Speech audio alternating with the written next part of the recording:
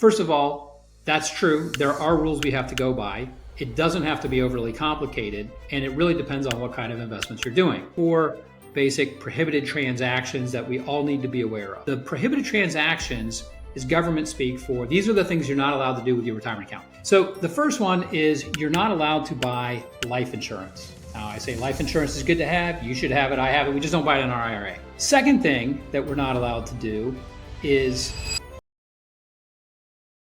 let's say that somebody already has a self-directed IRA and they're like, look, I'm considering lending money on real estate or real estate projects. Can I lend to myself? Can I lend to my parents? Could I lend to my brothers? Could I lend to my friends? Who can I lend to and who can I not lend to? And then once we determine who we can lend to, what is the difference between a secured loan and an unsecured loan as well too?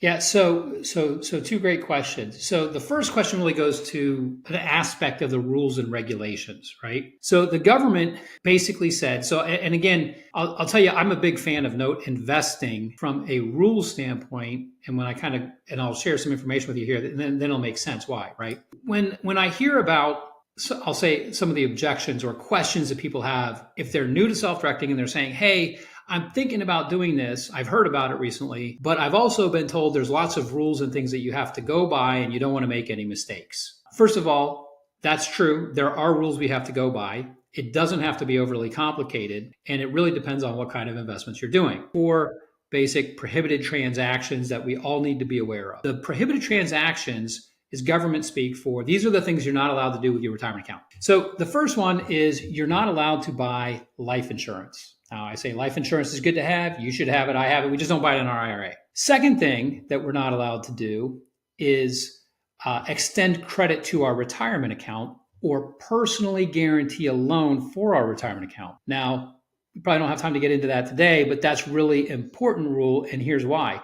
What that tells us is that it's not prohibited to borrow in our retirement account. We just can't personally guarantee a loan for our retirement account. Third thing we can't do is we cannot buy beer or wine in our retirement account. Now, you're laughing, but that's actually, believe it or not, they put that in the rules. They put in there a section called no alcoholic beverages, which falls under a bigger heading called collectibles, right? So artwork, gems, stamps, rugs, right? Things like that. So no collectibles. Okay. So those are three of the four right there, right? And that's not overly complex. The fourth one is the one that you're asking about.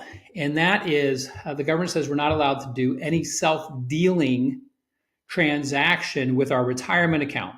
Now, there's a few different aspects to self-dealing, but your specific question goes to what is referred to in the code as disqualified individuals. So in other words, the government in their infinite wisdom said, when they wrote the rule book, they said, look, there's certain relationships that you and I have that if you were to enter into certain types of investments or transactions with somebody that, you have this type of relationship with, there's too much room for funny business. Now, funny business is my term, and that's the term I use to say the government doesn't want you defrauding them out of any tax revenue that they might be entitled to in their mind. So created this list of disqualified individuals, just said you can't do certain things with these people on this list. So who's on that list? Easiest way to remember that is that it's up and down your family tree. So it's your grandparents, your parents, yourself, your spouse, your children, your grandchildren. So what does that mean? And we'll talk about it from a note standpoint because that's what we're focused on here today. So if I want to invest some of my money in my retirement account in a note, right? So let's say I'm going to lend it to you. If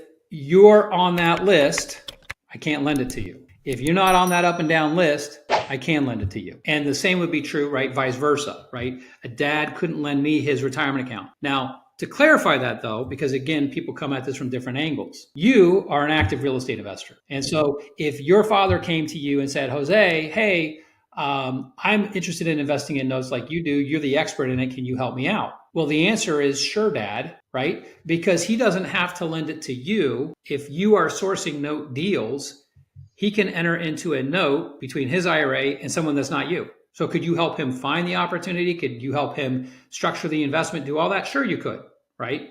Because you can provide him guidance. He just can't invest directly with you in that capacity. And so here's the other thing I'll mention about that, because that's something that comes up because people say, well, I understand I can't really invest with my parents or my kids or whatever. And the answer is that's true, right? You want to keep very clear lines here.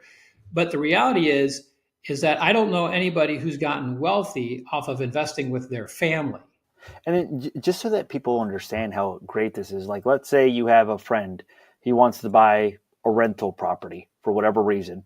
He's going to go to the bank, and the bank is going to basically underwrite him and then make him a loan.